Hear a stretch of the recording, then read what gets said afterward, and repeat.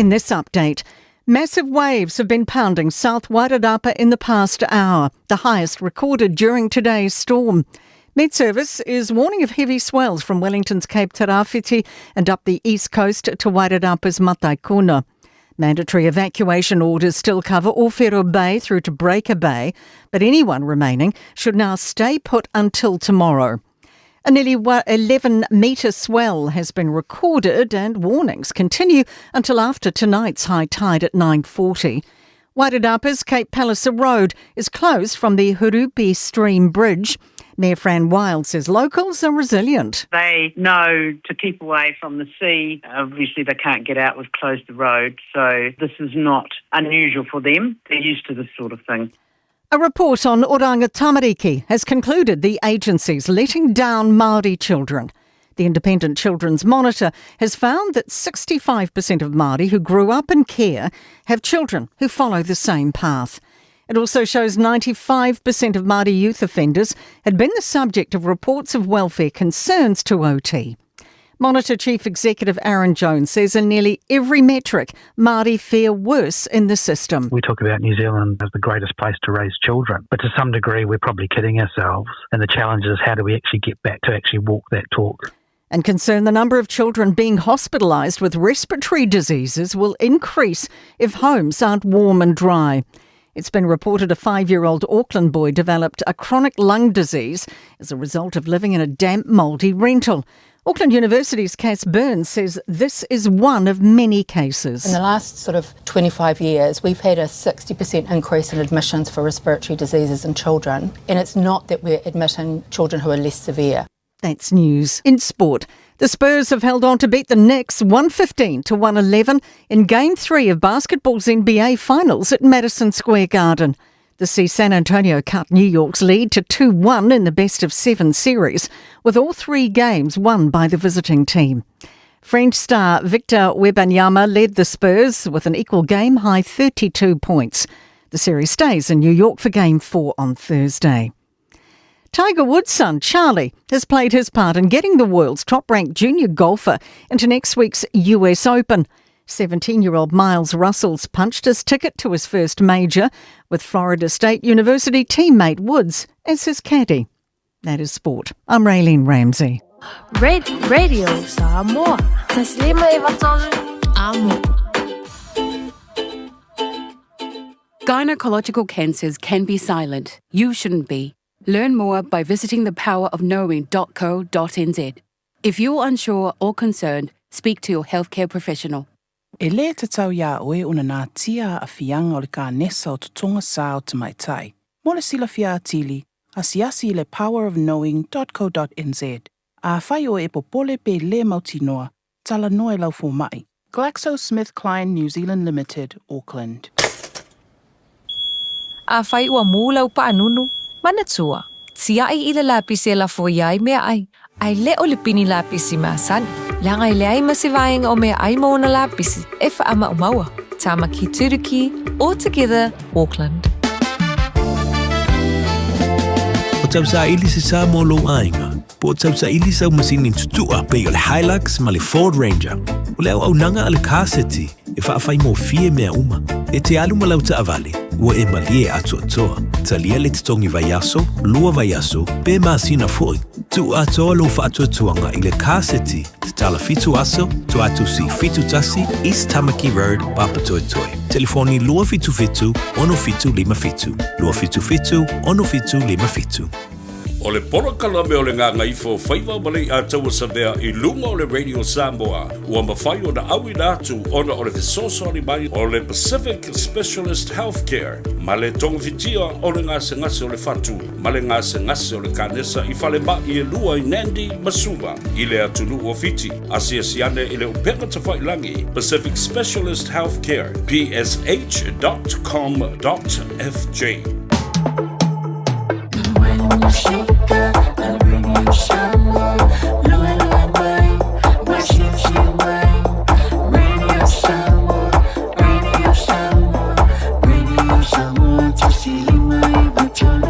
Radio Samoa. Le uso esa huida, o le va a te tau mawhaina, mapumae le paolo, le whaamalu lea mua e laina, ia whaamali e ina, paua se mea ua o mawaina.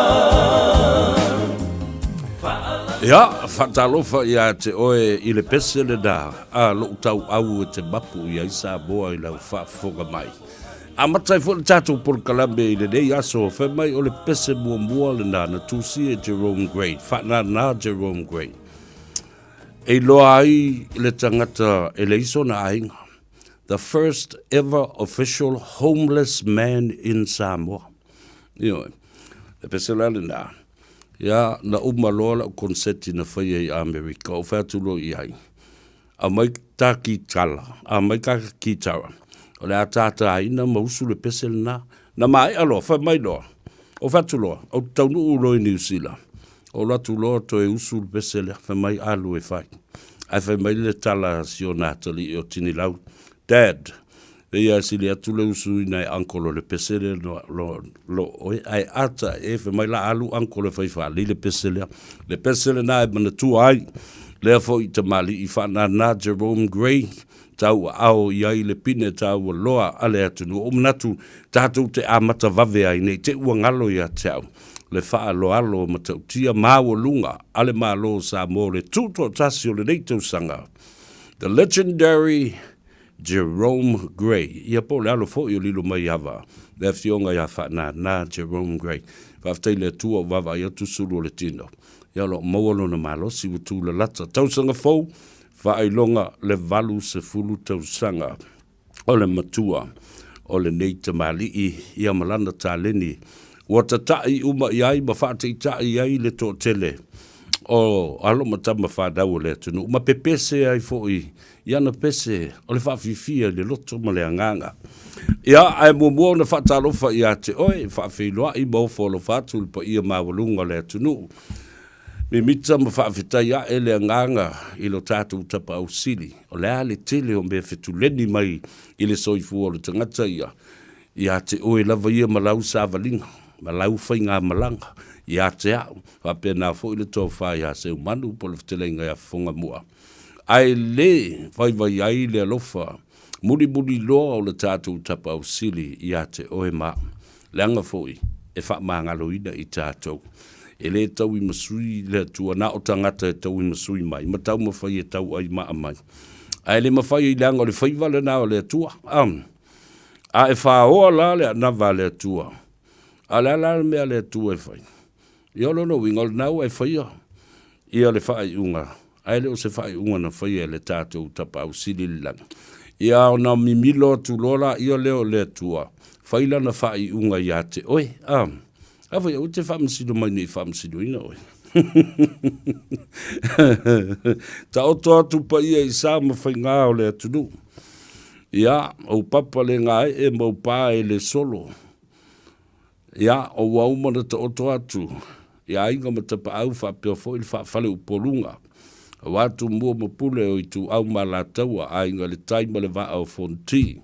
O tama le manu o tele ma toto o le whale ula. Le la au na motasi ma le nofo a maupu ma toto o le whale ula a wā le manu o tele. Ia e a le whale anga fulu ma le nofo a maupu. Ia, ai mai se foi, o pa ia ma mambalu whale tala le lei. O malu whale tua, wheo i o le langi. Ia, ai mai se fo i le pai sina o le tala le lei. A inga sa le vi ma lau tō ngā ruenga e whai pēr i asa uma. Wha no manu i le au ma le pō. Ia maua le while bua o Samoa. Ma maua fo i le toa whi maari. Ma se manuia o Samoa. Ia, ai, maua lunga se vi inga. Apia nā fo i mamalu. Wha le anga nuu, wha le atu nuu. Wha le malo, ia wha pena fui i le pa ia sau o Samoa. O loo wha fonga mai tawha fia o le lalulangi. Pa ia le nai le tātou tawha tolu ta oto atu. Ia ai le mawhai o na whaangaloina nai ta mamtina matua o le atunu a whea tu fo i mawha talofa ia te oe. o folofa ia te utoutu asinisina o le atunu I mauta malawa. Fale o tangata mātutua ia ai maise foi. Ia o mauta ngase o lo whatau tuli ai. Ia ono o ngase le apurusia. Ia male whalaefu. Whamui o lo pai atu. A au whamawhanawhana ma au whamalo le tātou tapa au. Ia mamau ai se file mu. Tafi e sea ti ngā. Ia mai se fo I o mai o mai ina ua pula la ngoto le soifua. Ia ma ua tau o fiafi fo I le suru le la. I lo tau soifua ngā lue, le soifua tau tua, ma le soifua au auna. Au tau te pole. O lo I le langi lo tau taui. O lo sila mbio, mo sila o tau a inga mea le sa whai o le nuu ma le kalesia. A o lo o sila alofa fo I lo tātou matai le langi. Ia le nā.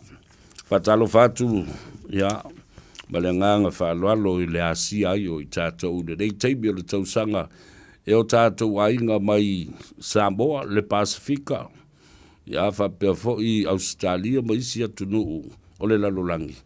Ia mai no lava I New Zealand ei, ia malanga mai lalo, malanga ma isi pito no. Whatalo whatu. Po whea lava le tafa o New Zealand lo mai mo mai ai, ma tāpua I mai ai, ma nopia I ai, ma whai ai a inga o atina e. Ma ngā luenga le lei, ua tutofi ai o tau. Whatalo whatu lei a tau sa vea, sa yuli, le urua I ali I Muritalo, Al Harrington tu manuvao le vea. Ia te oe malau au nanga. Malau leo nasai. O leo ua sa 45 minute ua te aile tu lai wha, ia mātou. Ia ukilani I New Zealand nei. Whatalo whatuai, I lunga fo I o le tātou upenga ta whailangi Facebook page, ia whapea fo I mo le tātou YouTube channel. Ia ai mase la. Ia la leo o lo o I Samoa ua tautua I nai le tātou o tunu uma whalau tele le au nanga. Le whambo tasi o ono tesi ma le tasi, FM 106.1. Alo le sui fu man ria whaftai lo le tātou o tunu. Ua wha o ngā ina fo I le nā au nanga. O le tā ua la o le iau. O le wha lau tele ina o le au nanga lea. Ia mana tuala. A whai e iaini pisinisi ma company e fia whasalawina lātou au nanga ia ma lātou o loa. Ia e watu tangata I nei New Zealand. Wai lo le lei ala whale o loa e anga. Ia ipo o whele whale insinia a o whele grocery shopping. Le supermarketi au nanga o tupelafo. O taa vale rentals, o whale ainga, o mea uma whapena, aile ngata fwilea, o lewa ua tala atu mo services le malo, au nanga le malo, whasilasilanga le malo, ia awai ia paketi le malo, whatino ia latu whalawi loa.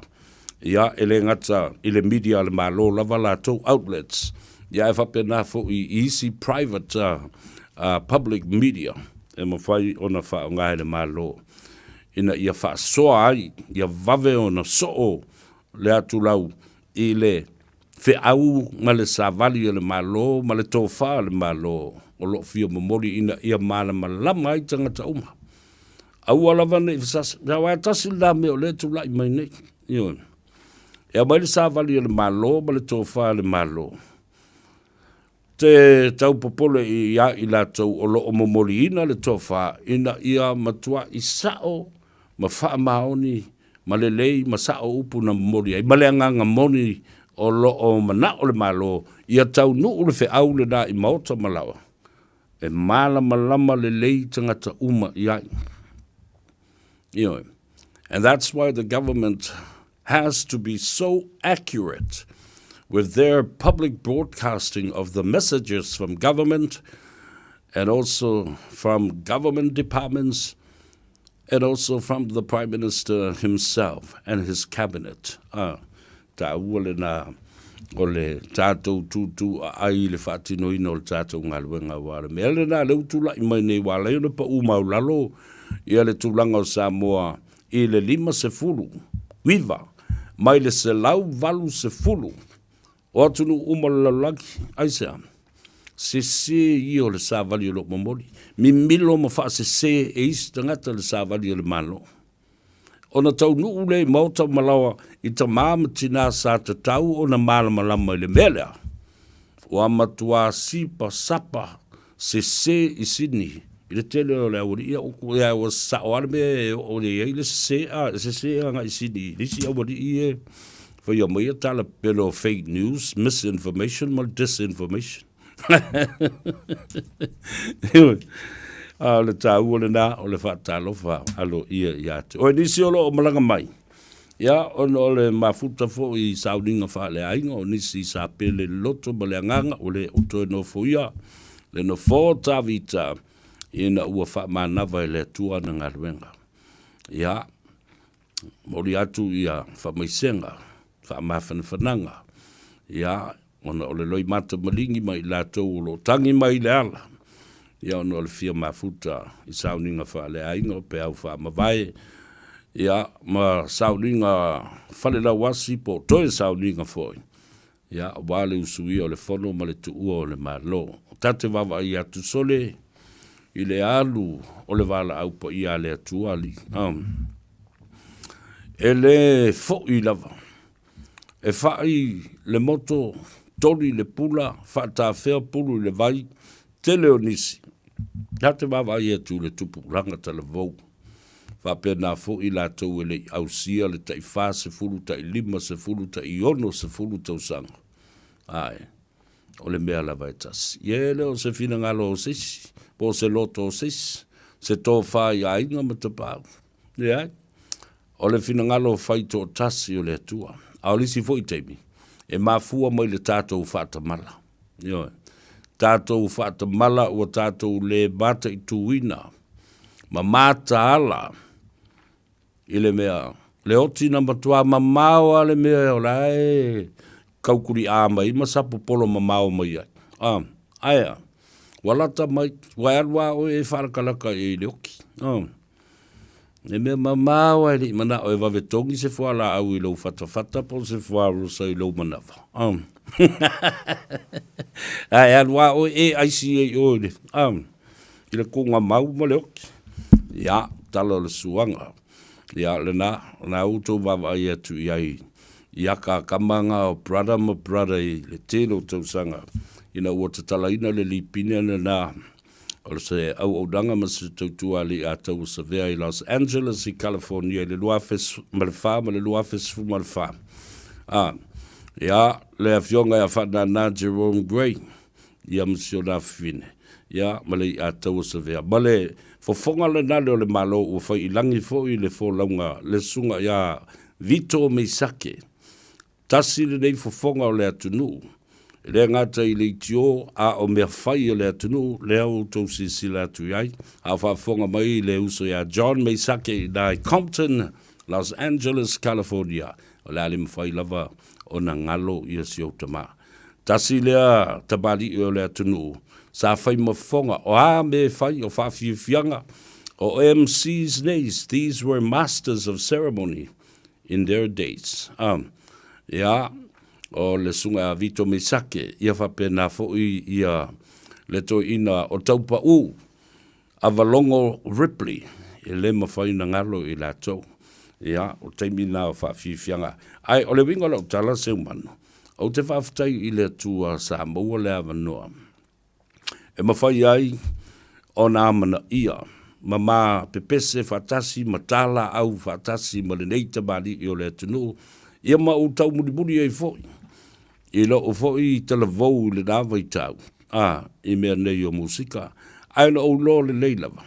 Ana whapea e tia I uma isi tā leni, ma isi e anga waa ma isi mea a e tate alue. E tuli ia le. Ia le foi fa murianga o le talent. Fa pene o live na fa pui le tongi o lau child support. Kwa mafi fia le child support e ko ia. Ia wa foi langa e o fa tasi bene ia fa fia fianga. Ia matulanga fa pena o to masani ai. O faita anga ma me o masani ai le bea le nā, o atu matamaitai, o e vanga o alu I whapena, wha solo atoa o leise, se ki ka pasa fo ile le me ai fa fitai wo to te ta mai le mo le ala ya ma fa pena fa nga ai musika isi mea ya ai o mai e fa nga le ta le ni na o inai ma fa mri ina mai ai ya o onga mai university ma matata ss e ya ile nei to mai ya mo le nei vala aunga o le tala tau longo longo ia sao babanino le lei i le fa longo sa mo mana tu foi o famtalanga o le malusi anga le na information is power and that power makes fine and good decisions le malusi anga le na ina ia malama yai information is knowledge as well o le tele o famtalanga o lo ata mai fo le na mala o wina le le lo ma fo we fai unga le to make common sense decisions and judgment. Ia vai le tau. Ata to le fa bauli le tau ngol mesa. Se fo I fai unga fai tangata. Aisia. Langa fo o la tu le mal malama le maua. Le to mai ma le poto fai unga le. Tau o te le tatu unga luenga. We want the truth. And the truth save lives. Tātou te nanau ia maua le mea tonu ma le amio tonu. Awa o le mea amio tonu le nā. E mawhai o na whaasauina mai ai ola o tangata. Ma pui pui ai lo lātou saunga le mo. Ma lo lātou sau le tonga ma le ai a tau. Ia le nā. E nis teimi toe whaasolo fo I le tātou tala noa.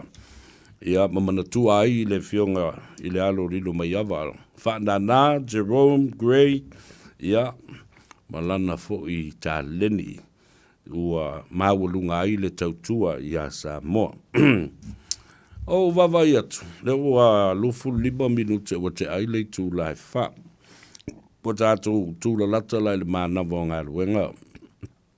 Ngā ngai fo Faiva, ma le polokalame ale atau sevea, wawi nātu ia te oe. Ona o le lango mai o tātou whale mai wha apitoa nei e lua, I tutonu o le atunu o fiti, o le whale mai mua I Nandi, Pacific Specialist Healthcare Hospital, patino lava, I le tonga fitia o ngase o le fatu. Ia, mata o tonga o le fatu. Ia, a o lesi whale mai. Pacific Specialist Healthcare I tolu o suva. I le ai o suva, o lo iai la le whare mai whapitoa le nā. Mō le tonga fitia o ngase o le kānesa.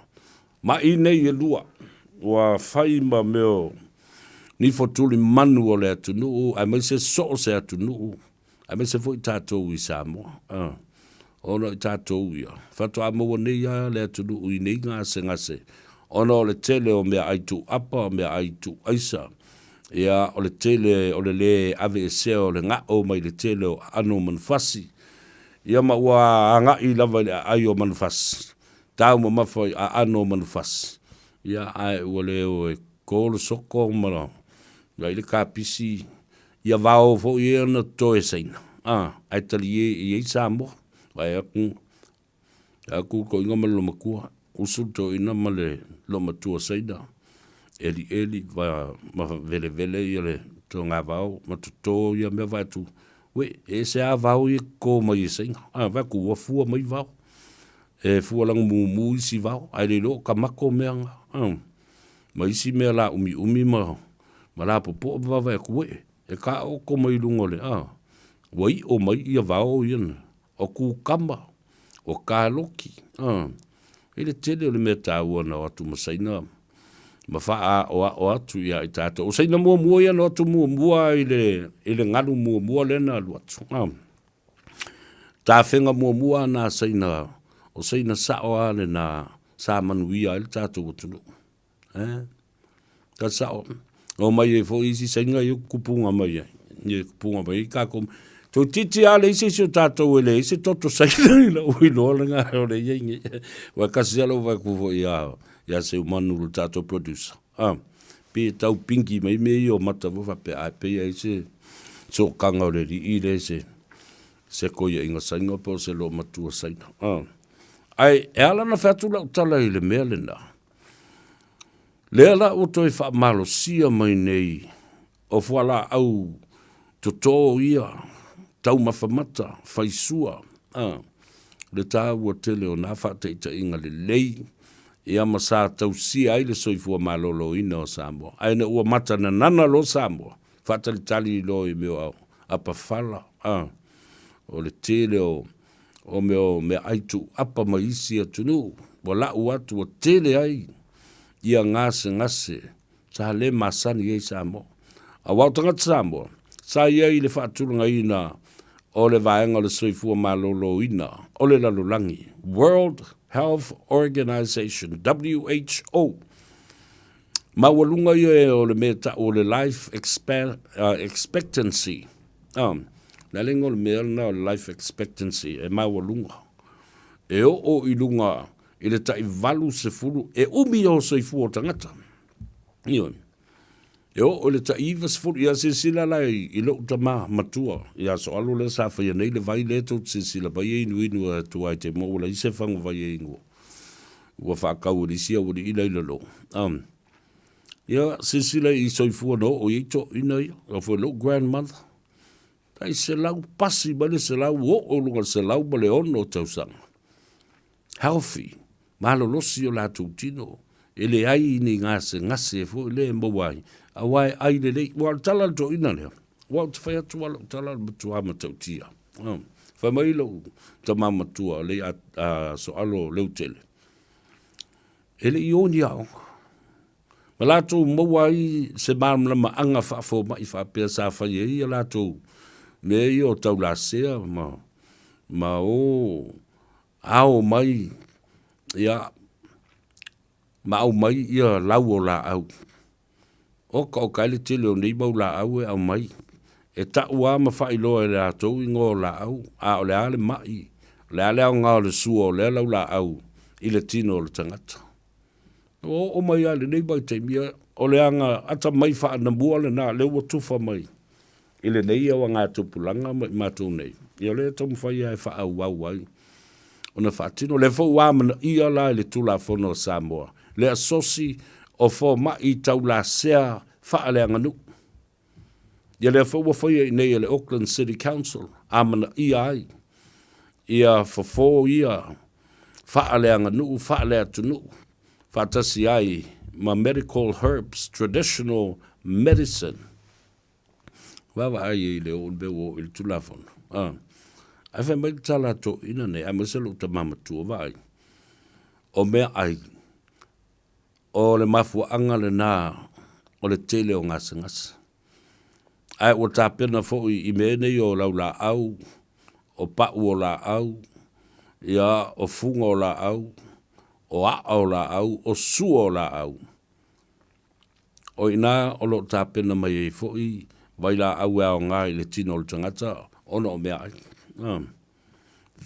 And food is the number one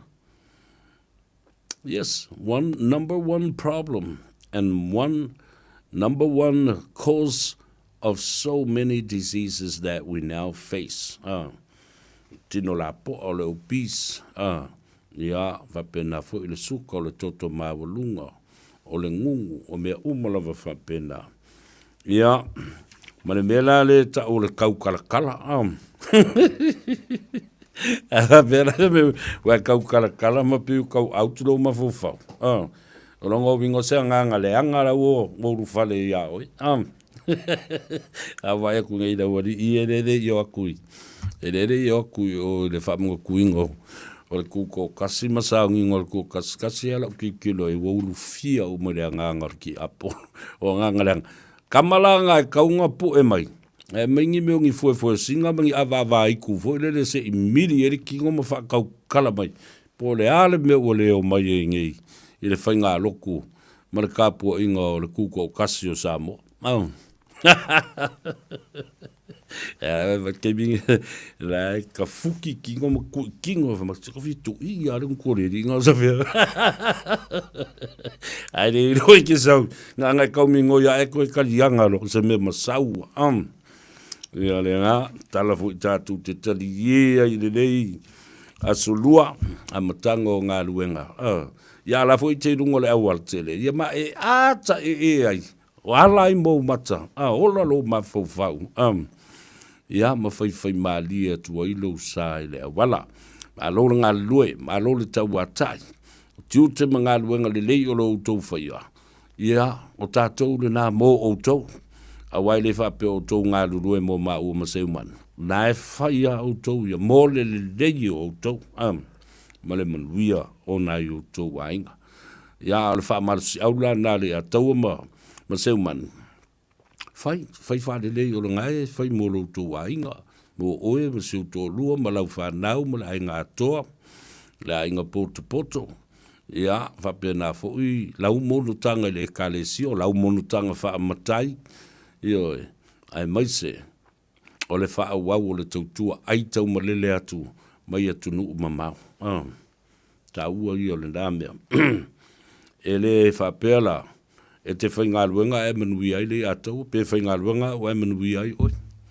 A e le la vai lau ngā luenga. Ia, whaisina si moko, whaisina koma. Ma lo le lei. Ai le whapea o le ai le lavao ngai whaali i le sistangata. E te itai le whawhine ma e musua e te wai pai e le tai au fo le wai le fia usu ngā luenga le lo. O mea patino lava le nā i a te oi. Mai o lo tofi fo i e te sau ua maa e o na ta oto le whawai. Whamai a, i le whaasalanga o atamu ma ewa. O oe Adam, o oe Adam Schiff. E te ai au mea, ai malea. E le vai mea ki ai malea ka aka. Ai mawhainga ai arai ke aka wafu o le, ke ai lou lava afu. Ai am, o oe Eva, oe alenga mafu ai melea. Oe la lea le ngumera kasi lenga mafu ai ngere melea. Ia le mele nai oe. E whae nau au tama male tinga. Ia whai loi le ngaka. A o oe la lea li. Whe mai, ka ngaka. Kare whe mai snake, a whe mai. Oe le ka ngaka. E le koe whiang i o vai. E le koe whia fo i mangi o koko. A le mea o le a oe i oe. O le a e so solo a i le mea masangi. Ia i le snake. O le ta, i o le ngaka. Ia langa le wewa vai ka mikinga ka ngaka so solo a i mea lue. Nau whai atu le vai aso atu i ona tua. Ina ua tau a au i a le whailonga le awhionga i le tamo le tau a ana.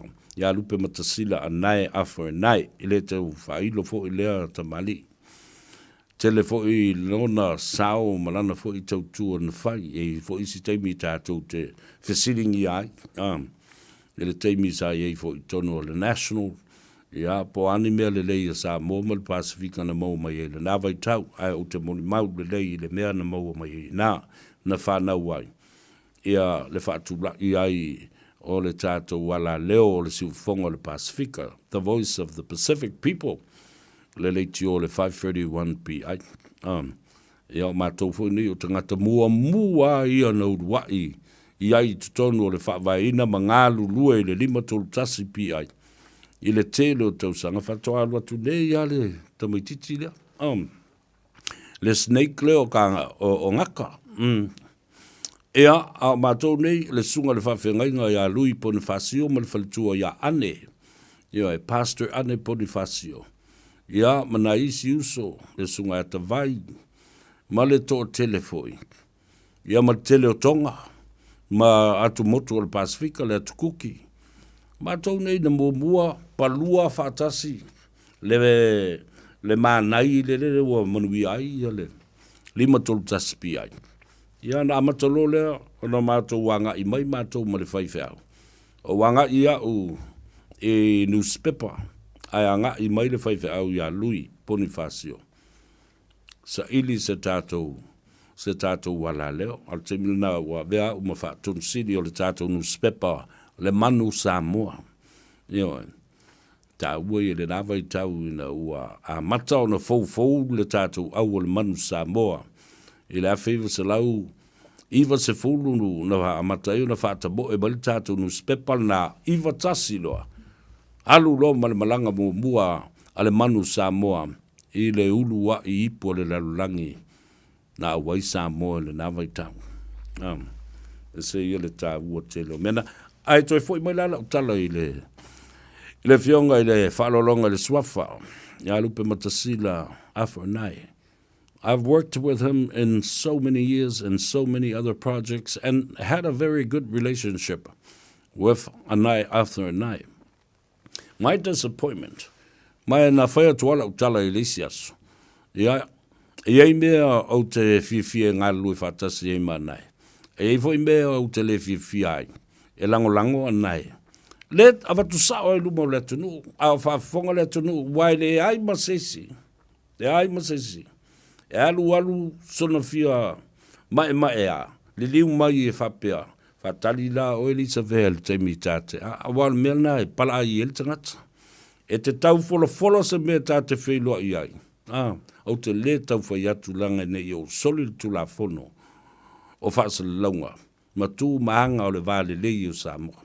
A wai le la mai lisi tangata. E whai atu si leanga o lana amio. Ma le mawhaiona ona sa I o wingo meu tang. O se tasina o mea e te tau o ngalua I aia. Ina ia maua le on sa I ma le whaatoa. Ona o te le la vātau upu mas tangata. Ma umi ona fe whaatau wa I le langona ma le langona.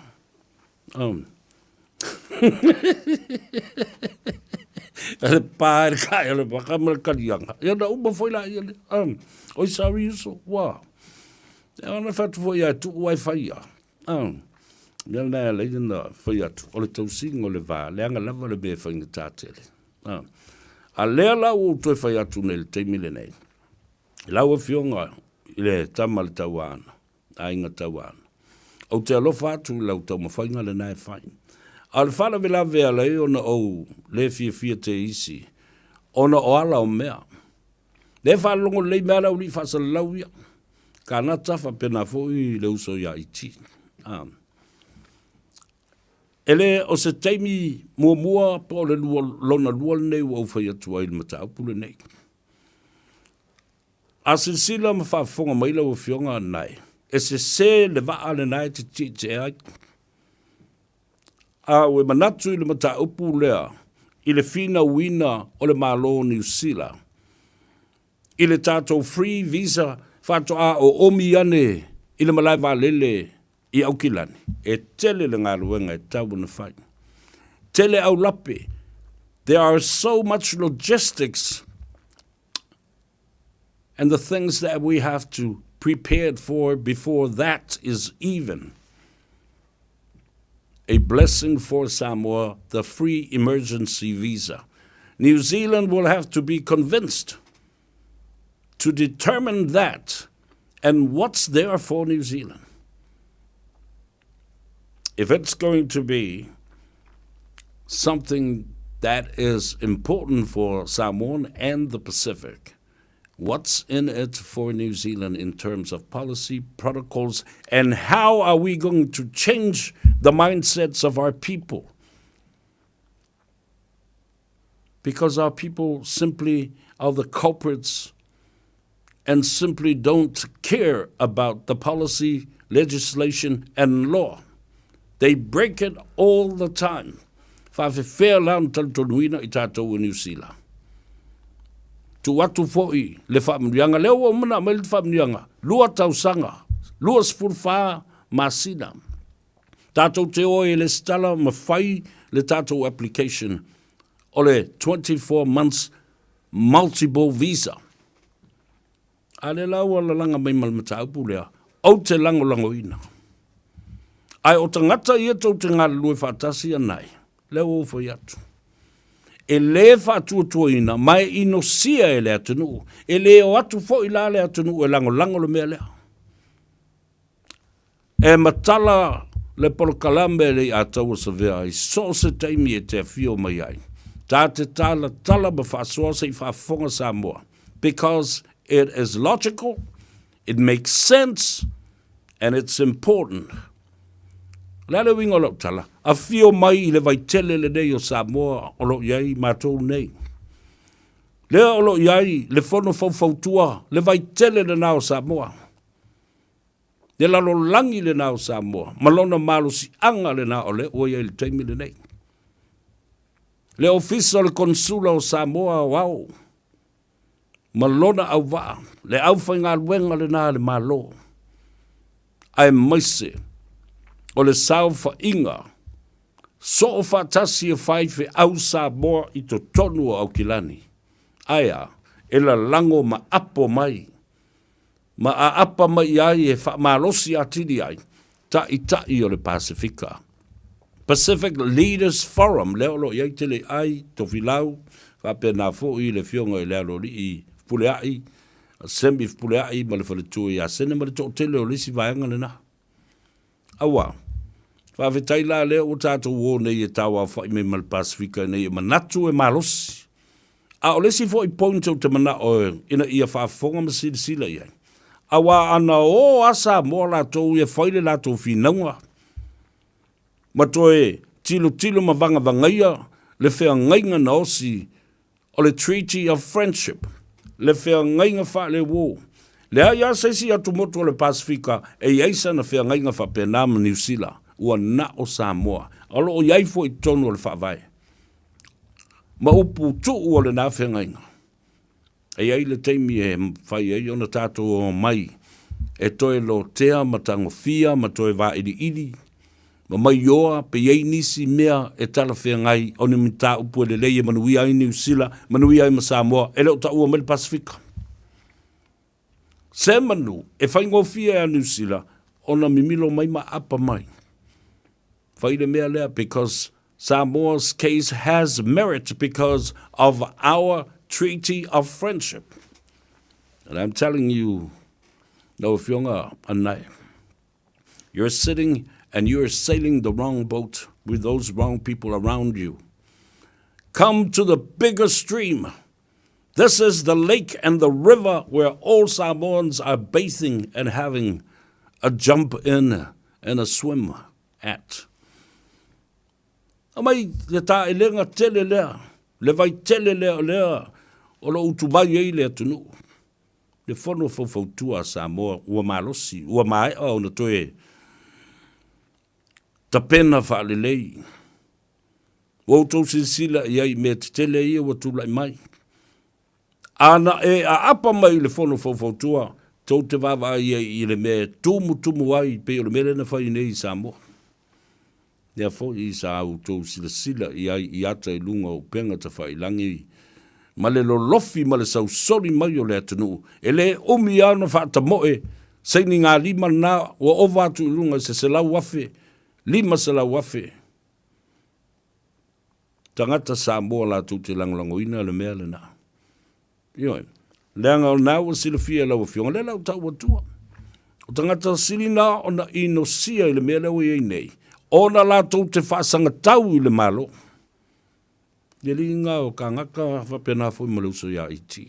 Wai loa ma maua tuwa e tangata le mela i ola o whaasanga tau. Nāle me wala nina whaasanga tau whape i le tunu. Au tangata fo i nei. Mele tātou te i loa le le ai.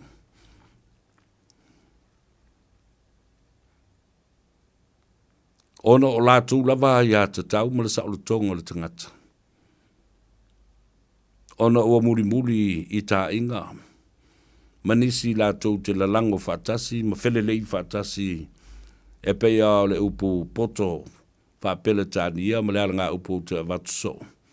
Birds of a feather, flock together, eat together, swim together, fly together. Ioe, nanga tutusa le lea le lanu o lātou fulfulu. E momoe whatasi, e ai whatasi manulele umai. E fele lei whatasi, e tau musu ma tau mui whatasi. O tau whaleanga whatasi. Ai o lai le teimi to ulu te itasi, e o la to fulfulu. E to ulu whatasi u ma la to fulfulu. E le kaimia kasi. E whapea Samoa, e toi alo i mea nei o tātou tala noa i ai. Leanga o le lumana i o Samoa la lea, o whalango lango i ai le mea lea o whamaite mai nei o le tātou free visa, ia whapea fo ima le tātou emergency visa. Ia, nau tau whafonga iai, nau ama tala noa ma le fionga ia vau vasa mana ia. Sir Winston Peters. Come on, Al, make your mind up. What's in it for New Zealand? How does New Zealand benefit from this? You've already been given 24 months to apply to have your passport stamp with the multiple visa to go and travel back and forth. And now you're wanting this emergency visa. O le tali la le nā he te tau na tali e anai. Mai te tau e e sau le vaitele. Teach us how this is going to pan out and how we're going to action this motion that is right in front of us now and even in front of the New Zealand Parliament. Who are the members of Parliament over there that are going to sponsor this bill? E pei ona iai le tātou sitseni, le eto rua tātou whaipule, o le green la sponsor ina, le pili le na tongi tonu o. Whanana, le ua tu malone. Whanana e Feso Collins, whapena fui tu yono te anau. Ao na wha manino ma wha mamlama lim ta upul nai lau fionga il whalolonga le swafa lupe matasila a nai afo nai. O le a fifi o tātou tangata la lango atu. O le wasi sila iai. O e kale sia leo wai toru i. Now, o le si bel na leo te whatua nei. Ia mara malamba i le awala tātou te oa i momoli ma tā upu, momoli o tātou sui, momoli fi naunga whapenei. These kind of issues has to be endorsed not only by the church, but also by the people of Samoa. You will find them in churches and also here in the Samoan Advisory Board and Samoan Advisory Council. All of them. You don't have to look so far and very far. You just let me know, I'll come and do and make the broadcast and also the public announcement. Nā leo no whai atu. Toa sāre whau. O tau uma whole nai tau muri e anai. A vandela e se whau tuanga le lei le tamari. Vātu le whaafonga mai. Le numera nā. Olu o tasi lua iwa whaafi tu iwa lua fitu nai malama lei le fionga e anai. Tele teimi sa u whātala doi le fo ima ma futa ma whai tala ma lie ma.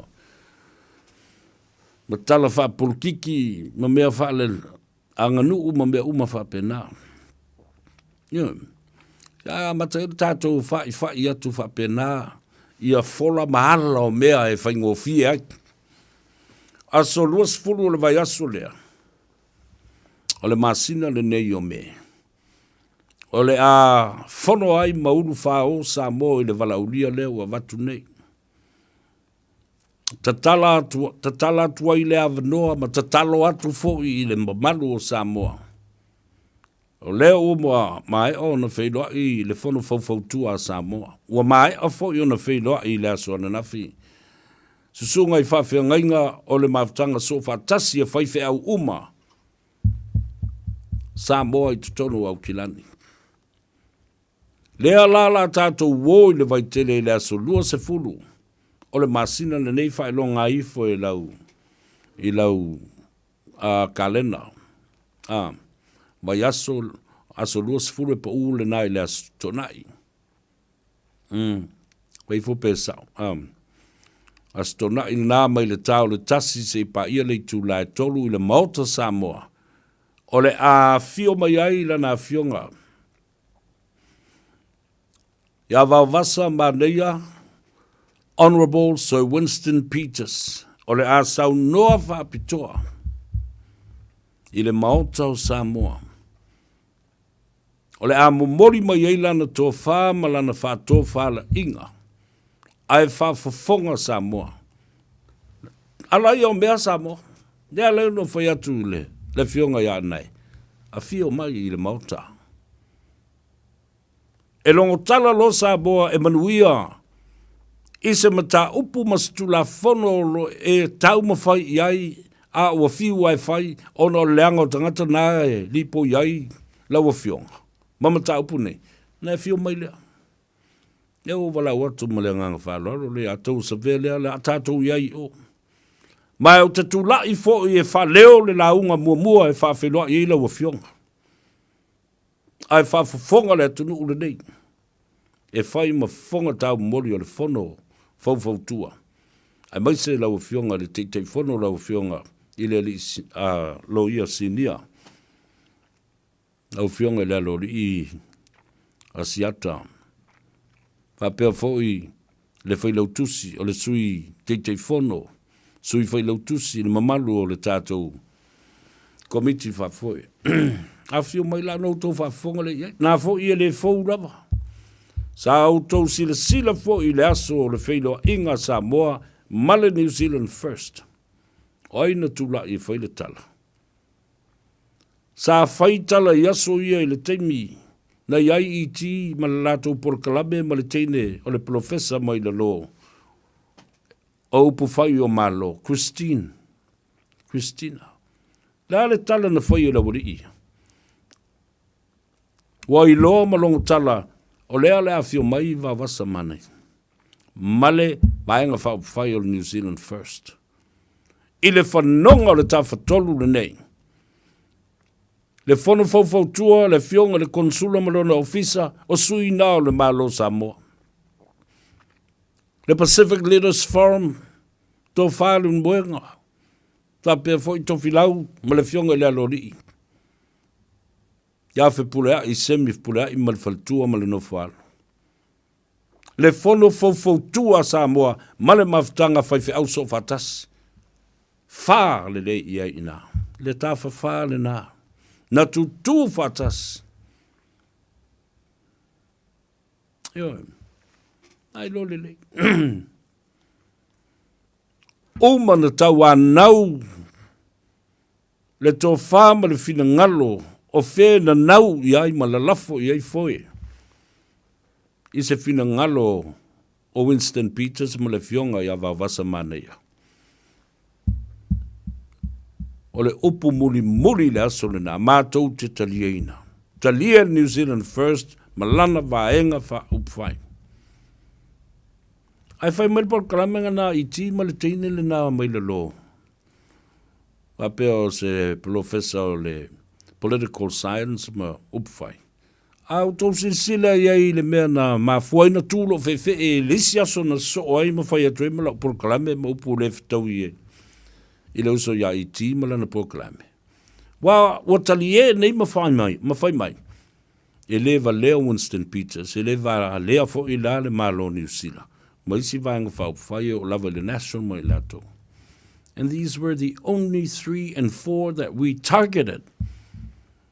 It was a political movement and a political initiative and the intention that we don't need the national. We don't need any other people.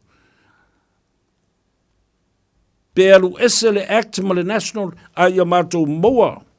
New Zealand first, le leipa, le maori, whapena, le green. Wa lava matotoe le na. We will get the majority of the house. And we did. What happened? Nana leino whaiat. Nana umana pasio tulafono. Talia le Parlamento New Zealand. Sau lau whaiatu o tō umalau whasa launei. Tau te tū ma mau. Tau te le o mai me whaia le tunu ai tau te tau ai maa ma o tō whai talamata ngā mai.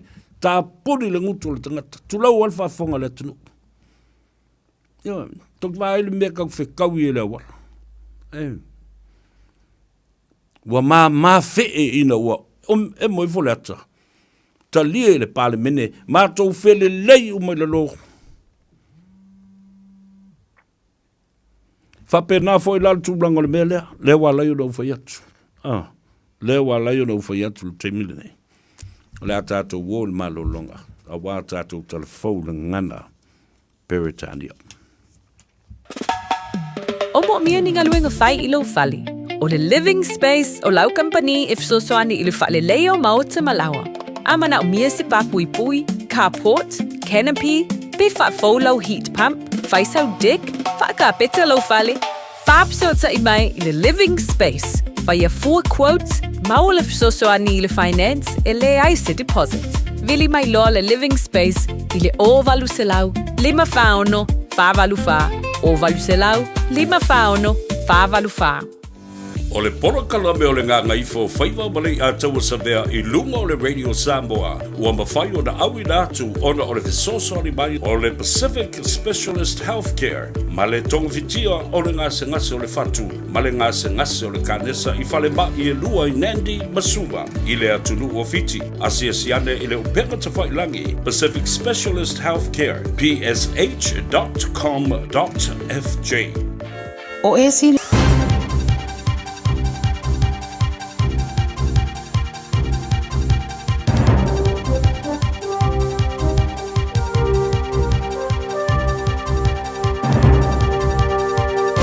In this update, the worst heavy swells hitting the bottom of the North Island today appear to have passed, but warnings remain. Those who haven't evacuated from Wellington's Ōwhero Bay through to Breaker Bay are asked to stay put until tomorrow. Some people appear to have been turned away at the cordon, returning home from work. Met Service is warning of big swells from Wellington's Cape Terafiti and up the east coast to Wairarapa's Matakona through until tomorrow. Wellington Mayor Andrew Little says if you're not on the south coast, do not go there. It is too dangerous. Even if the waves get smaller soon, there is still danger. There is another high tide danger period starting from 9:45 p.m. tonight. A new report has found Oranga Tamariki is failing Māori children and calls for more community providers. The Independent Children's Monitors found reports of concern for Māori children aren't investigated as fast as for others. Monitor boss Aaron Jones says many iwi providers across the country provide superior services to OT with much lower re-notification rates. If you can get in early enough with the right response, then you're likely to reduce both poor outcomes but the cost on the taxpayer. So the case for change is there. Police will review whether a new Labour candidate who is a police superintendent might have shared sensitive information while deciding to stand. Police National Ethnic Communities and Iwi Partnerships Manager Rakesh Naidu was confirmed yesterday as a candidate and is 13th on Labour's list. Here's senior political reporter Azaria Howell. Commissioner Richard Chambers says he's not aware of Naidu sharing information to the wrong external parties but can't rule it out. It's understood police will review meetings held by Naidu and whether information was shared with third parties, including Labour. Chambers says it's inevitable he had access to sensitive information. That's news. In sport, even a jam-packed Madison Square Garden isn't giving the Knicks a home court advantage in basketball's NBA Finals. The Spurs have come to New York and nabbed a 115-111 Game 3 win, cutting the Knicks' lead in the best-of-7 series to 2-1. After losing the opening 2 games in front of their fans in San Antonio, Spurs star Victor Wembanyama says they came together in one of sport's most famous venues. At home, it really feels like playing 6 against 5. And here it feels like playing 5 against 6, but it really shows what teams are made of. A dream opponent for New Zealand tennis player Erin Routliffe. She'll play 44-year-old Serena Williams in the opening round of doubles at the Queen's Club Champs tomorrow morning. That's sport.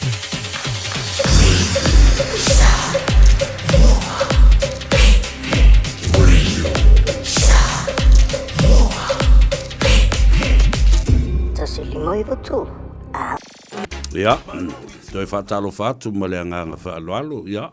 Ma ofo alo whātu fo I le tātou tunu ule mā nawa o ngā luenga. E le nei fo I aso lua. Haftai ngā luenga leisa whaatino. Nisi le nā o tau nuu I mauta malawa. Ia e sā kia tuale le ti o ilungo le awala. Makalkali e mai. Ai, a vea fo le nei a vanoa. E whaatalo whātu ai. I le uso pele le tofa ia le ati o. Ia po le fionga fo i le whaasina ia to le foa. Lapa matamua. A wastasi fo i le dei o tamali. Ma fale upolu sa mātou tutu. Ma so tau au i le fono fau tua sa mo i le tele o tau sanga. Se ia o mai lava i le whinaunga. Lea na tātou manu mālo ai neiri. I le sitisedi New Zealand o Samoa. Ua toi whaafo i mai. Na ave se i le awhi se lau valu sifulu malua. Aso sifulu malfao se te mai le mwhaina ngalo i a tea. A o le toi whinaunga me le neima tā upu. Lea sa mātou to tele ai ia mawhapea nā fōi. Pacific Leaders Forum. Le fono fau tua Samoa. Le ofisa o le konsula. Le fionga ia whemata palusa lue whapo le lua. Malona au waa. Le mafutanga so whaatasi a whaife au Samoa. I au kilani nei. Ua musuia ia ua le anganga. Whai mai le musmusunga le anganga. Le atau sa vea. O le naua uma o na e whaalele le fulu. A ua e te tō tamai. Ioen. A ua e te ita ma e fulu lele le mea lea. Ma e ai. Lea la ua tasi ai le tau i le musmusunga le nganga pa ia.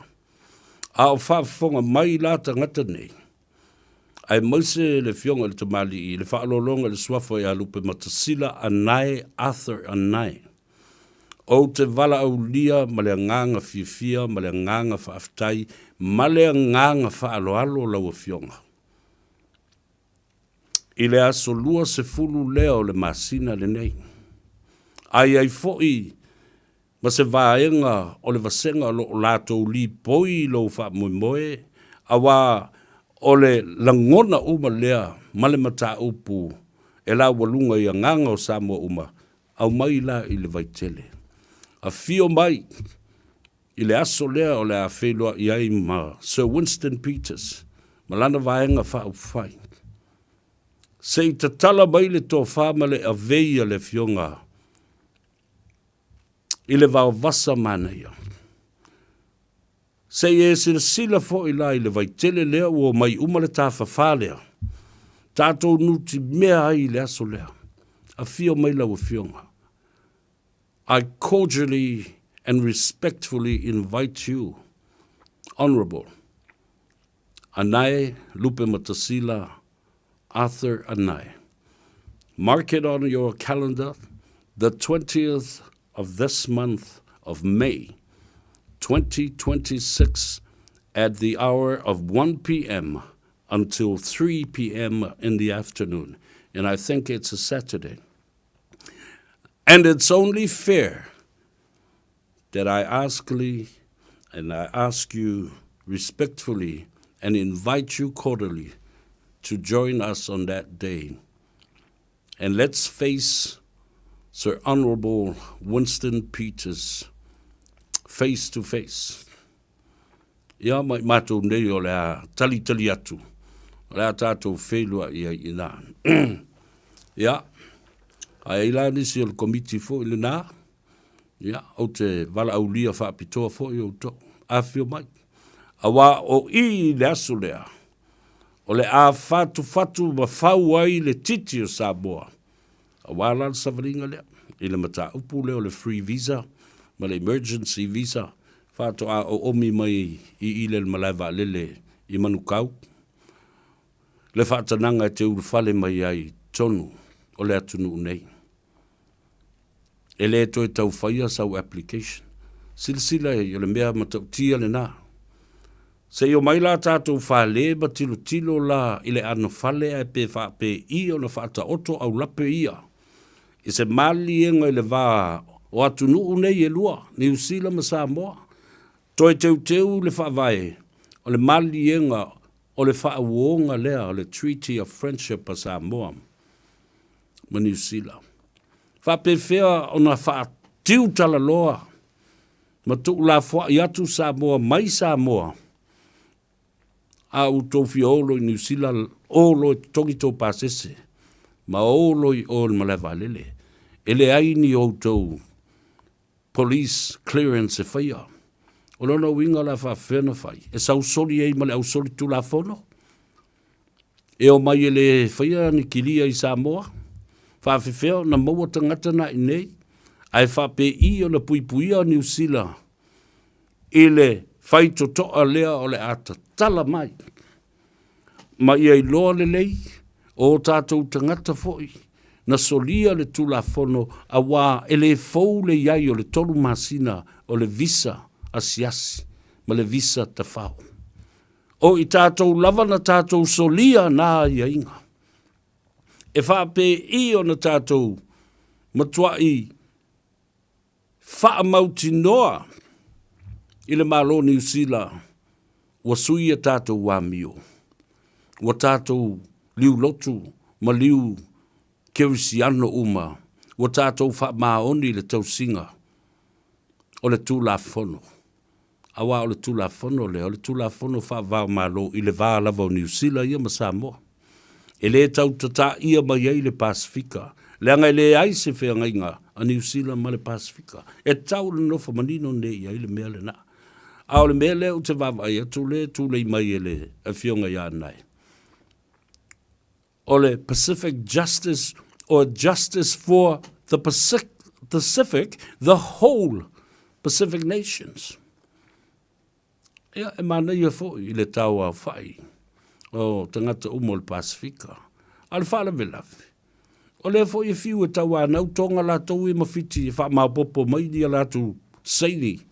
Se o le limas fulu afe pol se lau afe. Na o Samoa lava. E manino loa ma malama lama il mata upulea. Sau soli lo ma Samoa. Whether it is a written or a verbal application. O mea umana e whai Samoa. La le nao te whai atuai. Wha maulai lau kalena. Ma au te wha manatu foi. I le mamalu o Samoa I ona tūlanga whalupe. Mai maunga te tere se I o I maunga iti. O na ao se I o iona I.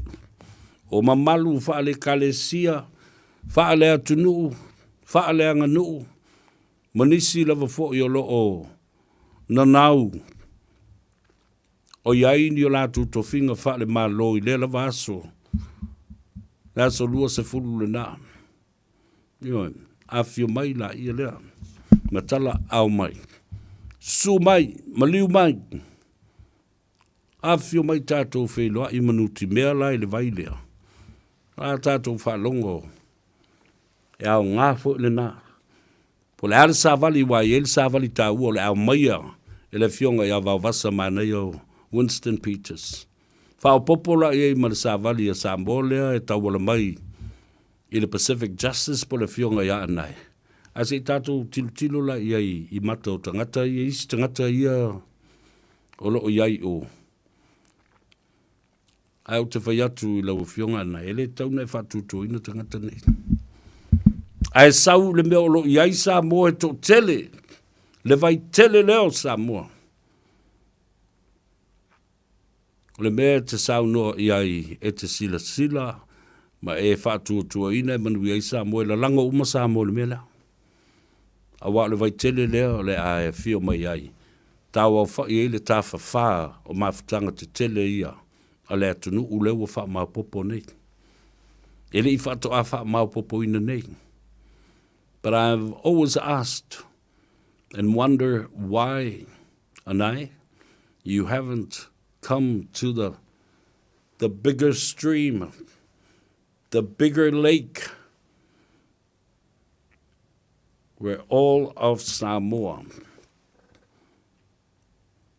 are having a drink from it.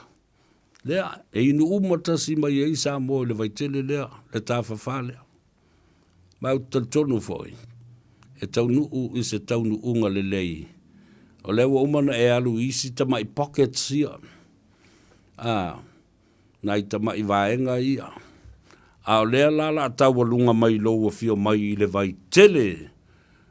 O loo whala lanu ai Samoa. O lona tā uana nā.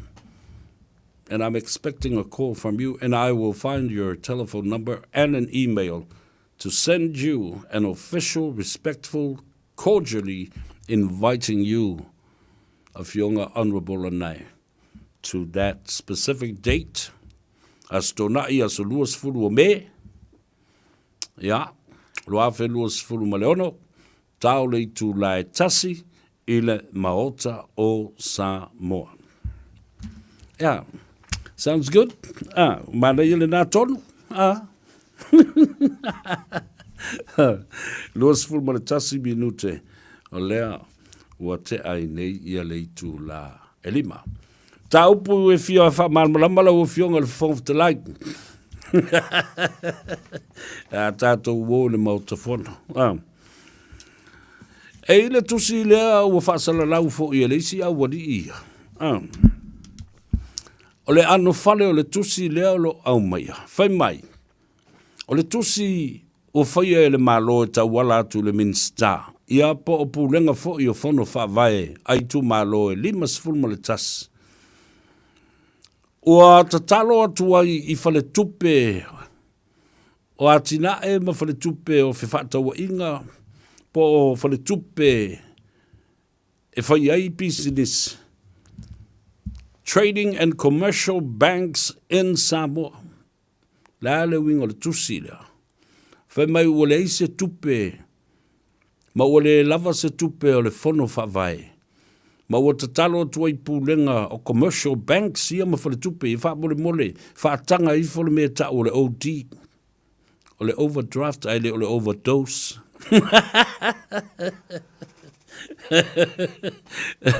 Ke ofo le overdose o ngika ngaka e o mai ma whaingi mea wake wako e mi miki mai a isu i kaimi umai whain mai ia la ko kala i lunga le mea.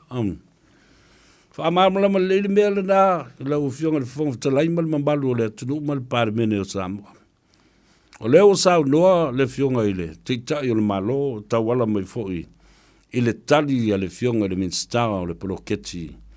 O le tasi le miliona whapea fōi, le minstara o tinama ta mai tai maanga whasotai. E ona ia le poloketi lea. Ve mai le sunga le flufi moi wha uo. E le ai se mea whapena.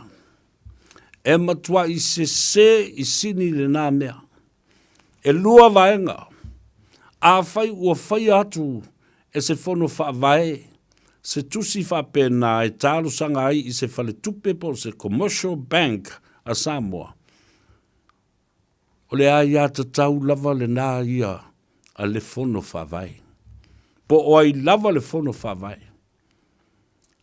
Ai le o whapea o se tusi ua whaia i le minsta ma le fionga i le minsta o tupe ma le pale mia, ma le kapeneta e avatu ai se talo sanga e lango ai le overdose le mana o iai le itu malo ma le fono whaavai o le itu malo. Ea kore whai kala pepelo ka ngaka so le makau kia E le ai se sotanga o le malo, iai, le o whamanino le pito la au o le malo. Ai a whai o se tusi mai lava le fono whaavai la tau Io mea nā ia. Patino lava i le vā o le whare tupe, ma le fono whaavai. E se whai la wala lai rana i le pisinisi le fono whaavai la tau A o le so, o le ai ta iala. La whau wa iai le tusi tau di mai o. There is no government involvement. Se so yasi tala pepelo tele. That application, whether it was by the constituency or the district itself, por fono whawai, that's between the fono whawai and the commercial bank. Awafo yana mele ini. There is so much money. Ioi, o le matua I tele le tupe o loo iai nei. Tele le tupe ele I o le teimi e whaso so le eise I pasia le tala le tupe le o iai nei. Ai wata oto I fo I nā Malesi 2 miliona. Mo le paketi lua afe lua sifuru ma le ono, lua afe sifuru ma le valu. Fitu se o lua afe lua sifuru ma le valu. There's so much money yet to be distributed. In the budget of 2027-2022, with the extra $2 million for the fono whawai. Ane i ole mata upule na e tau na wha manino ma wha malama lama lelei. Tulo male tai se ina. O la ngona o tātou tangata. Ea malesi vaenga tā uala o fionga le whonga talai. Ngam tā upu nei. O le mea fo i e fia wha sao ma fia wha manino ma wha malama lama. Ona e mafua i sea. O le tau la whonga lea na whaia i le vai asuna se i ma vai atu nei. A le fionga i le li i pāle mia. Na ia sau no ai. A whai e uma le tala o le tupe. E mawhai fo i ona toi o atu i tua. I isi i tu malo. E wha malmalama atiri. Na oso ai matu le whewhe o tu le epa ma whai pule o le i tua ngai. Whamai, o se tūlanga mau lalo. Ua tuu i ai e le pāle mia. Sui whai pule uma o le mauta. I le whātua tua ina o i la tau. E oe momori le sāvali a o le a le winga o le tupe lea. Ua whāsoa nei ma le paketi a le atunu. Ai, whāfonga fo i Samoa. Malau o fionga le whonga ftalai. O le mea lea na sauno i ai le fionga le li parmia. O lato semina e whaitua. O nuu mafio anga e maise o i tu malo te itasi lea la ua whata oto mai e 5 ia semina e whai. O anei semina. E le o oe e tau wha matala tala. Mau ili mama ioa le tala o le tupe. O le tiute le nā. A le pāle mene. I le lātou whelaflafo inga i mata upu nei. A o le mele o tua i nei i tua le malo. Ina ia wha lawi loa ta i ala te tele. Mo atinae.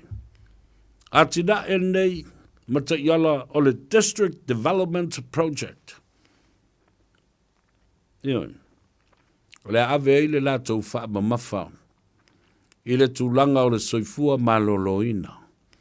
Tū maanga i whanua, ai maise, o le ngangana Samoa. Alu whatasi abea na e lua le tai ala mua lea. Whataua ina le soifua maloloina. O le tāua o le melea. O lea e pepese nei ma vevesi whemai. Ua tutulu le whanemai. Toi titi pa ane le tāua lunga o le whanemai. Ua le sefe fo i le whanemai. Mea uma lava nei. Na uma lona fausia i le tele o tausanga o mawai. O ese le au whai kong kalate. Ma i la tau o ka muta na whaatino ina le whale lea. Ai maise lava o seina na whaia le mauta ngasangas. Toi foi au o uma na whaata oto au lape i le whai ngā malo tui le epa i le nāwai tau. Ina ia whaatino ina le me ta o le quarterly maintenance plan. Na leo ngole mea le nā. Ia siaki te mi uma. Le lei. Ma le ato o toa le lei o le whale na whai. Ele i o ese atu ka muta ma leo whai kong kalate. Nā mea na o iei. Le ai se mea na whaia. No maintenance plan all this 40 years. Le ai se mea tasi. Tangata fo i e fo i ngā ruenga o mai wawa aipa i ni mea o ni ete po ni mea o wā isi ai le vea lea. Pe ua amata o na mafo e le lanu ma le vali. Po whea ni mea ua tutulu pe ua tae fo i nisi maa. Ao ni wha malama po ua pāpā ni paipa ma le lei i al whesota inga. O mea wire eletise. The whole system was left without no maintenance plan for 40 years. Fase fulu tau sanga ngale ngofa msitu politi. Fa mafana fana.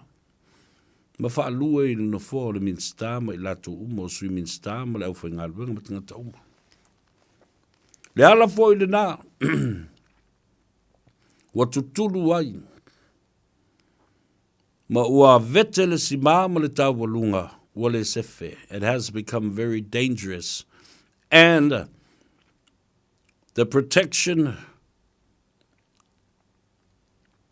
of everyone in that building will not and should not be compromised.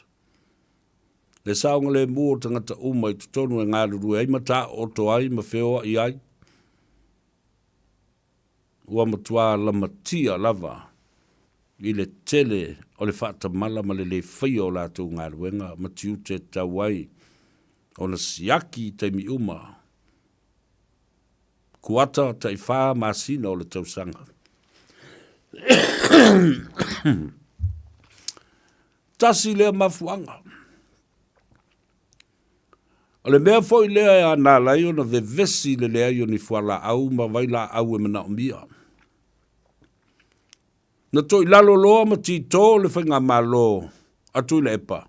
Whata mala foi ma tangata whainga luenga sa na nau malalango i o le HRPP. E feita i le malo ma toi tu malo tu le epa ma le HRPP. Ai whatala le ai ma whata uemu, ma whata mala, i le whai o lātou tiute, o le mea masani. E toi ono lo masino le sapalai lea o lo tutoe, oka loa ma whala au le teimia tas. Alana mea tupu. Whata mala i o lātou tiute, negligent of not ordering pills, medicine, chemicals, when it has become known that the supply is now less than 6 months supply. They should have ordered that straight away. O le mea le nāna sa wai, aina ua sui le whainga malo, ua o le malo tuai, matatai a tuai loto ma mawhauwhaunga o tangata nei, wā vanga ai le tō whā. Aia, whata mala ai e whatino la tau tiute o le okaina. Fia tangata na whioti ai. Fia mātua na whioti. Ai le ropa na whioti ai manisi o mātua o lauri, i e whainga luenga i.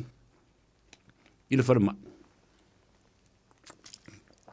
Nā me o le whaaputuputu wha leima, i se lisi o e na māli liu, a fiena tamaiti mani tangata, wa le maua mai a lātou. E ta tau o na matua wha masino ina o tau. Ala tustu sirima matu wai. Tau ili tala patele. Tu le tau tu wai.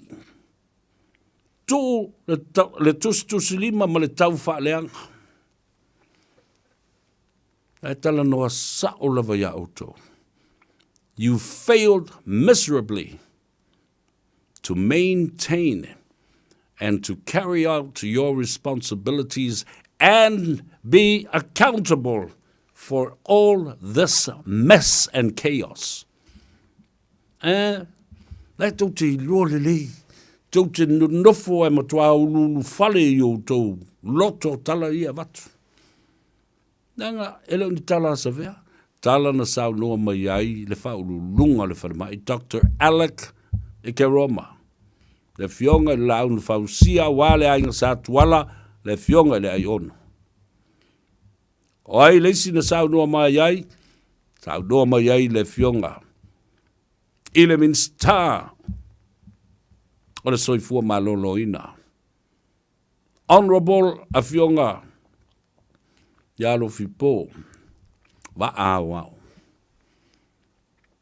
Televia na mena moa mai lu te milan matala noai, tu sa o tua ma le fionga, ya ai ono, mai tala ai ono. Sau noanga ai ono. O I na maua I fo I le ova Mary pa le paketi siria I le ono le 10 miliona aisea. Le whai o le tiute o fo mai. Wa lanu fatasi, mafulu fatasi, manu lele nei. Ea, e fulu fo I le nao tu le epa mare chapi pima le teita inga sai ai. Wo ese a lau fele leia tuai batau muri tuai tua, tangata nei. O leo kaina, whala au, anaita māmati nā mātutua. mai tu mau. Liquid medicine for cough. Tele i o vai la au o le whaia. Tau tu wai. Whamai, ngā mai rola uri i le sioki whala au. La mena le sioki whala au le fast food tau sanga na tau iai. Le anga sa whai ale u tau tiute mana ta whai o. Sa au tau ngā lulu e lalo. O tui la epa. E tasi a le tala tau wola toa. Tā mo e loa. Ale ai, wa tuli ma wha malolo tangata. Mea la nana tupu leo o toi a wātua nei. A lai tau te pepesa mau leini whala au. That's the reason why. Na le mo in whala au. O na ala ia lea. O na oka mai fo ila ia lea. Tuai. Ele na tātou e oka whala au. E isi atu nuu. E atu e whaile kiu ma le leinga. O awa noa mo mua. First come, first serve. Whai anga atu Samoa. Tuai le teimi whai ai. Aisea. Mana o lava si tau leanga le ngō. O le whai ngā malo fau. Ai atau nuu mai fo ila ia lea. Ea. E tuai. Mahafua isea. O lato kengi ia. E ngā lue whatasi the middle man. E sau e oka le mele e mualu e le tupe whatoa o au mai le tupe o le tenders board. A le mea moni le ai lava ma se mea o ta uai. Le sioki o ni tupe. O lo iai tupe. It's the process and how these people ruin the process. How these people were so careless. Fatamala with the intention. Careless malice. Intention. Fai male malama le iai tangato la fioti le melea. Negligent and failed to do the best of their ability according to their oath that they sworn in front of God and in front of the whole of Samoa. Te oto iei tō kirisi ano. Ai le niu, inu le sua, ai male a ano, ai a kuai male pa o le niu. Ta whiwhi i o tō winga mata ngā male pa a. Po longa le atunu, hoi le atunu, wale mauala na whala au. Te tongi la ia leo le middleman, lan mele le whai ne lau. Tau ma whai, tipi leo, tangata le o ngā tonu. Cut off the agent. Let's go direct to the pharmaceutical and the manufacturers of all this medicine. Tato wo sao. Ko mea whaking kinging e mo e ko kickbacks, mo ai ngai ko se lingi ko ke mai ku whai kua. E mata ngā o lai loa umai le tunu. O mai fō mai malatu ta mai api whapenei. Tingana le o le whare mai a mai ara. Tusi lava e latou o latou i tu la. Ma tupe. E mea nana le na pāle paketi. Ale tanga buenga o soi fuol maloloina. Aya. Wala o mai fo i me i le warehouse.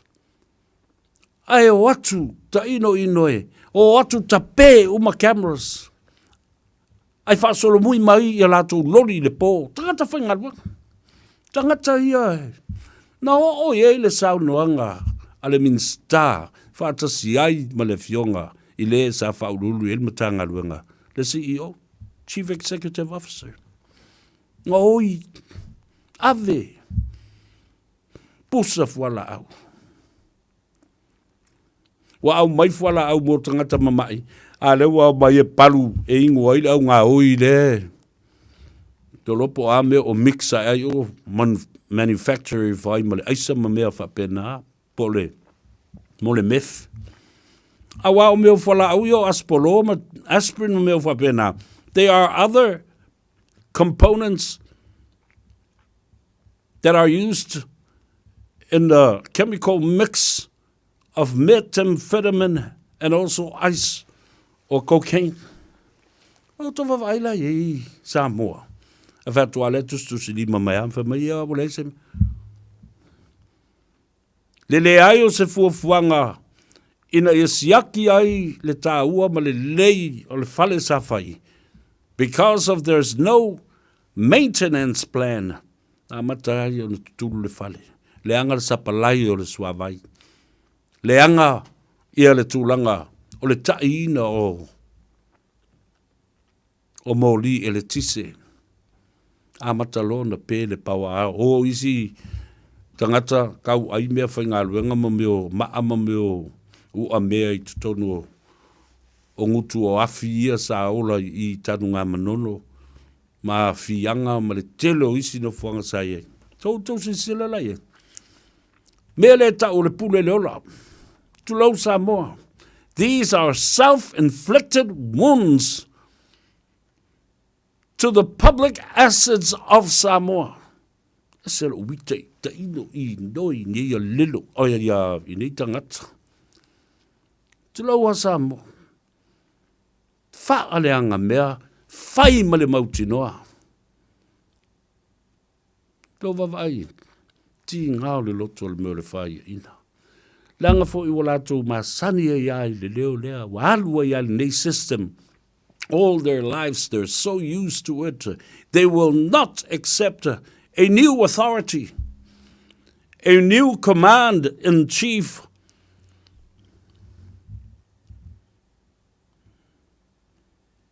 A new line of order. Umusu, feita, wawaveo o mai leoti, ai le I lava tā pena, I lo lato whaia ina malolo. Ti ngā le loto. A o ina whai ina I tule, whai ina ia auto. Auto o mai. Ia sa auto se ei malipo iai, le maota ma le paramene ma le whainga malo tule epa. It's all of your fault. All of you. You should be ashamed of yourselves.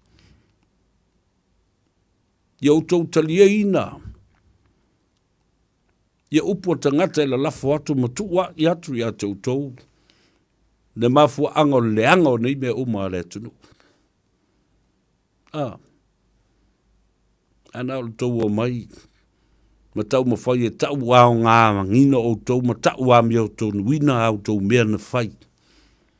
A leo la o tau tilo nei. Lea la amata na mālama lama sa mo. Tau te whiu e toi whai mai. E tu wai a pai. Tusi lima ia ai. People are not stupid. Lea tunu sili na popoto lea tunu le nei. E oia ia fo ia te o tau ma le mea leo e nei lau le vā leo Samoa. Lau le leo o I vasenga ma le pā ma le... Ia wane nei la. O feo I ele tau popoto. Feo I tau tikeli pe o na tā ue lau ta maula vea. Fe mai fo I tau te ata ma mai.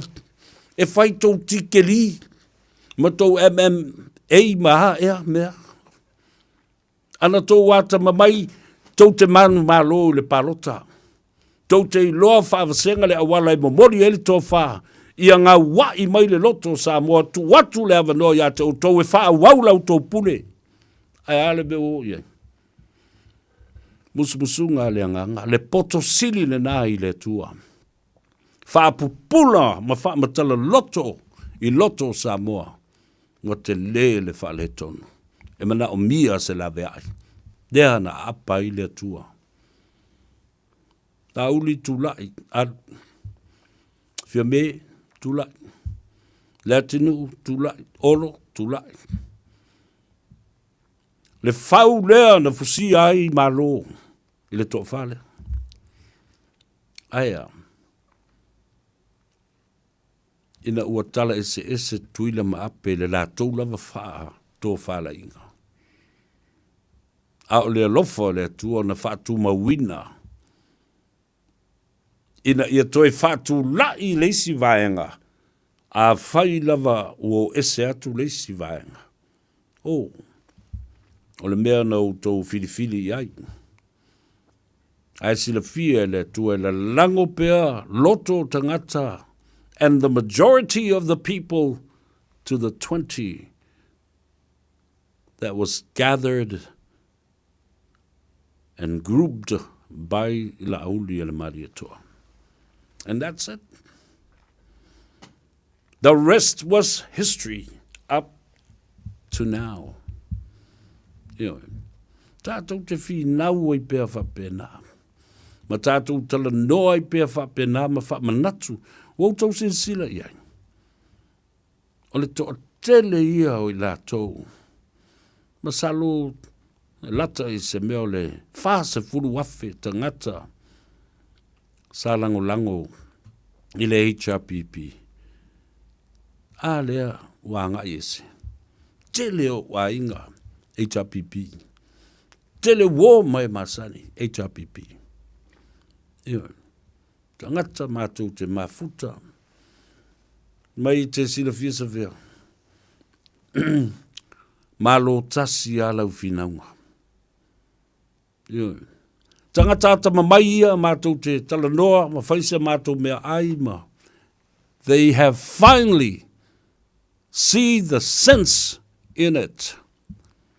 Au whature, ala autou na lango lava ua vai atu awa. Leva na sasa le mea ola ua pē ma mate ai whaia. Ia alu kari, ia koe akurunga e whakau musis ka koe round. Ma ukeri whasia se te oko. Ia renga, whaia ina i whinaunga ala mawhauwhau. Ai le ngata le nā, o le wawa ai i mea i e whatino. Tau sinsile le mea ua whaia le atua.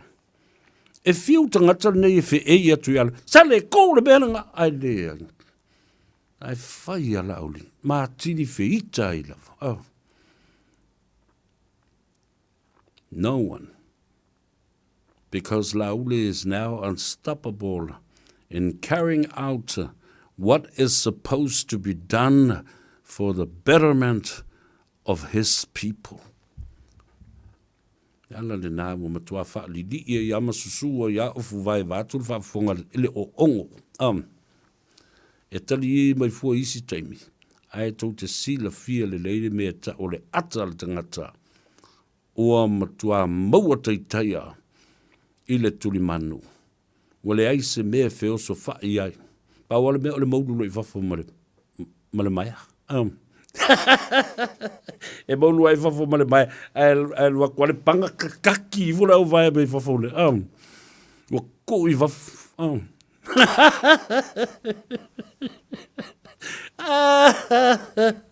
Ia rena. Maulu ai whafo mai foul. Kala kua mkua. Kaki a kula au vai whafo. O toi ngā mena whai mea i o fusu anga fo i a pe am. Fusu le anga skanga ka e mawanga lole.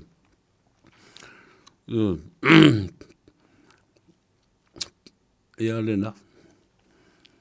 Le mea lena. Aso a tai au. Vai monga tolu. Ia, la tātou oe. Se i susunu le aulo a. Ka kou o sungu le aulo.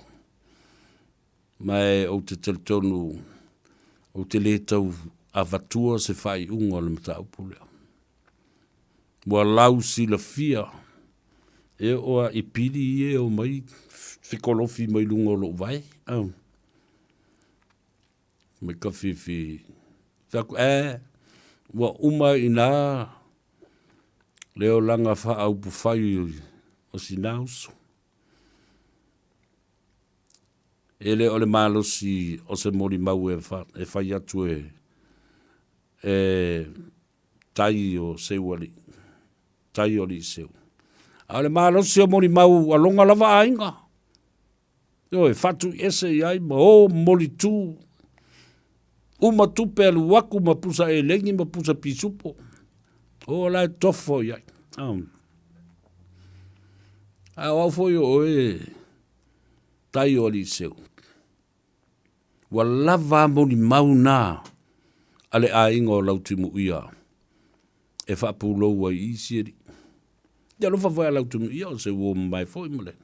Au lava na ala na mafua lau tala na au te a a fia se tangi fo le whaasanga tau i ai o. Wa lava mori mauna le sfulfa ma na mori anga sfulfa. Ono lo manatu ina ia whaasao ina mai oe. I nisi tua inga e whaasanga i au tua inga. Ona e sau lola ia lea toi ta pena lo. Ala e mama.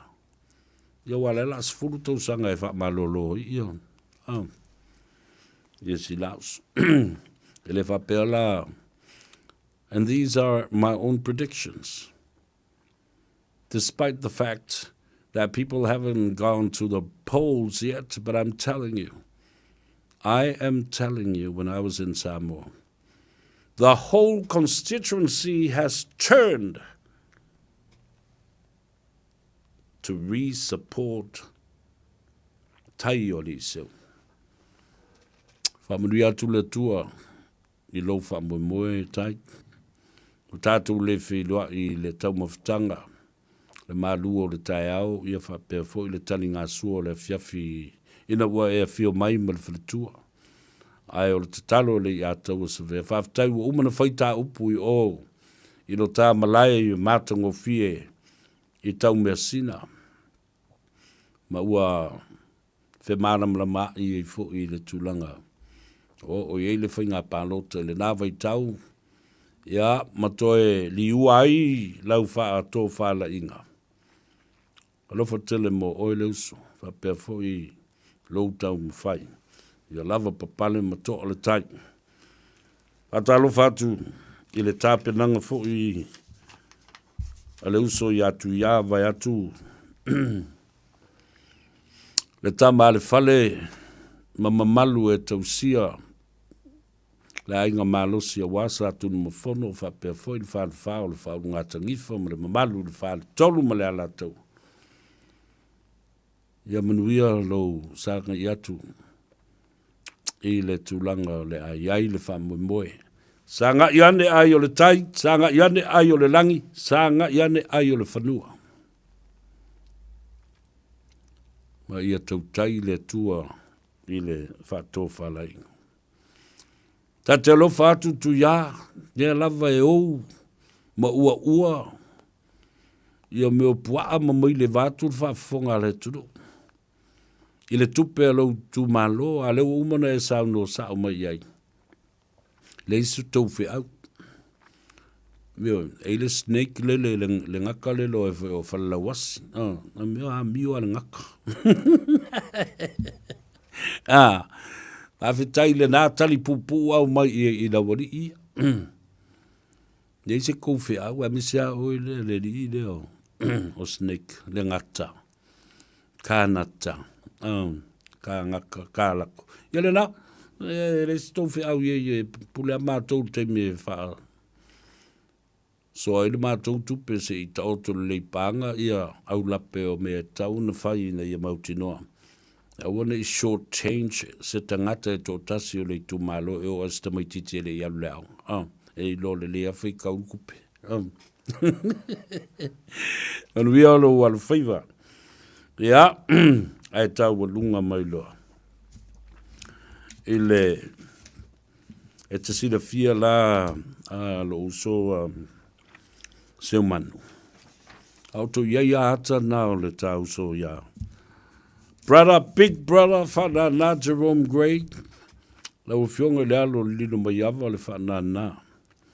Whawhitai le telo nei tau sanga sa tā whiloa iai, maso swari mai fo le tā leni, ma whatanga ina fo iau tau suia le telo nisi au pese, e peio na iai le pese lea. O le lo tau au e te mapu ai. Iai le ngata fo I le nā. Ia, o le telo tau sanga. Sa mafuta ai, ma fia le whaatino ina o nei vaenga o musika. O le po tonu wale na mātou iai o I Los Angeles I le fusuanga David Tua I le po le na whatoa uma mai le konseti ma le show. Ta lo whai a Vito Meisake, ta bali I au ngā o le atunu. Ia, wha maise le tua, ma pa I atu le nganga, wha mawhana wai tu sapo rale umi, ia ai mana tua pea ma mana tua lava ia ngā ruenga le lei sa whaia. the legendary Whanana Jerome Gray. I was grateful to have your, the authorization to re-record some of the songs. I must say, ala le pesel nei. Ya ta te tau mā vai ai. Ile nei afiafi, ole lo utau au e te mapu iai. Ole toe whaawasenga ina lea ma toe whaatūlanga. Ele i atau sa vea i lalo le whaatangana a le fionga ia whanana Jerome Gray. Le pese lo utau au e te mapu iai. E tā walunga atuai mai le mwhaiona whaangalo ina le neita mali. Ia tōlo wono lo walu sifuru tausanga. I le tausanga fau ma o te aluatu o te pese whaapitoa ai. I le whailonga ina o lo walu sifuru tausanga. Te tai atu i lo sui fuama se malosi lau nei whapea foilif te lenga ia seumanu. Ma te otu umama seumanu. Ria tele le tātou tunu, whamangalo se leo, tātou whi loa i le asoa te hau.